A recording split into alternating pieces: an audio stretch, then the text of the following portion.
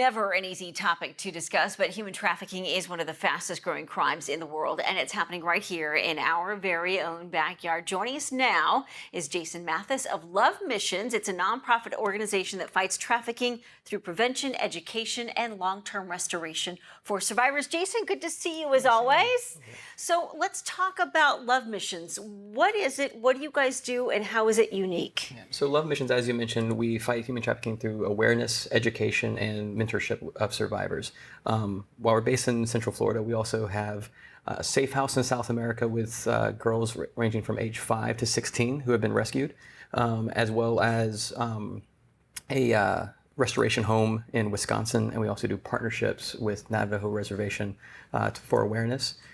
Here in Central Florida, we have a 72-hour drop-in center that allows police officers, once they bring a survivor to us, we basically can assist them in helping them find safe houses, transitional homes, detox facilities, whatever the case may be, lawyers, that kind of thing. There's so many layers to this. Help define trafficking here in the U.S. So human trafficking is modern-day slavery, really.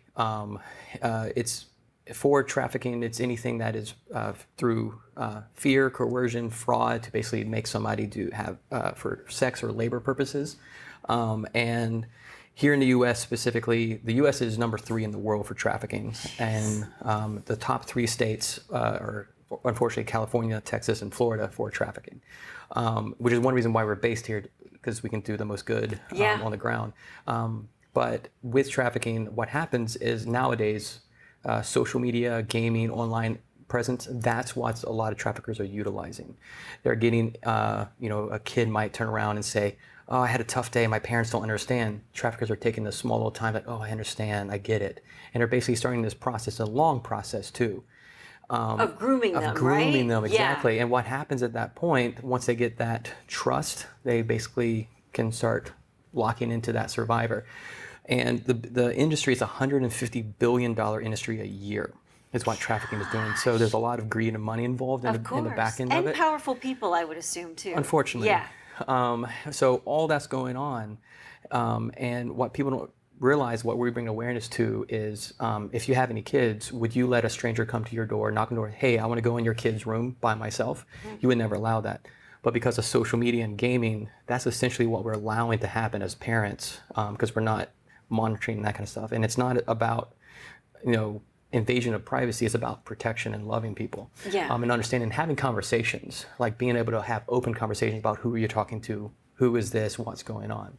So that's what we try to prevent, to make sure that kind of thing doesn't happen. Yeah, and that's a great analogy too, because I think parents feel a little bit paralyzed when it comes to technology and trying to keep up with all of that. The kids are obviously smarter and faster and quicker with it. So to try and figure out some way to start that conversation and protect them, tell us more about the property that the organization is looking into. Why is it so important, and how is it different from a typical safe house? Right. So right now in the U.S., there's 1,644 beds dedicated to survivors.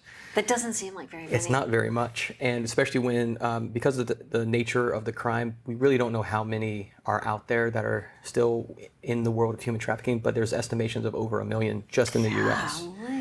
So what happens now with the safe houses and transitional homes, they're usually in them for about 18 months, and then they are released and they have to go to another safe house or transitional home.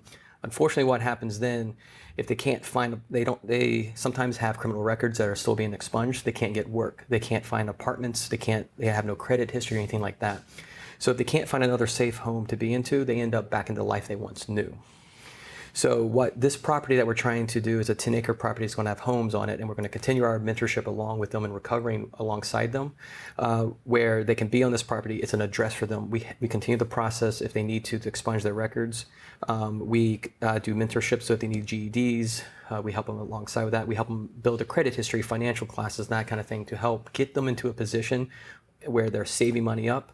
And what we hope to have is partnerships with other building organizations where they can put down payments or deposits on a home of themselves and actually have true freedom and walk alongside these survivors to get them to that point of freedom. You're basically helping them restart their life all over again, Essentially, right? yeah. What does the timeline look for your project, and what's the current need? So right now we're about 70 days left. We were under contract for 90 days total to raise $360,000. Okay, that's a big ask. It is. Right now we have a little over 50,000, so we need quite a bit more. So 310,000 left to go. But we have about 70 days left to raise that. So every little bit counts. And this right here, to be a part of this, you will be a legacy to a person's entire life by any donations that we receive. There's a QR code that people can sign up on, and it all is tax write-off. We are a 501c3, so it's all tax deductible. Right there on our screen, lovemissions.net, that is the QR code.